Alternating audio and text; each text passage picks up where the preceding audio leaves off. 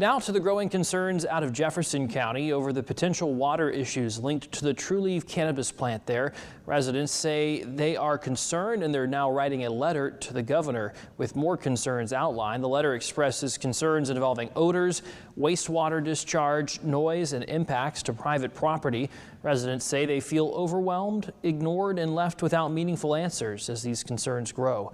They also mentioned videos shared at a meeting with the Swanee River Management District showing green-colored water gushing from the facility and flowing into neighboring private property.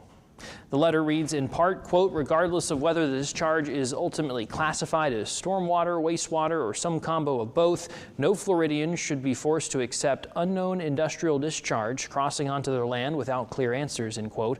Trulieve did send us a statement in April when we first learned about this issue. They told us they are aware of the concerns and were working with the Water Management District on improvements.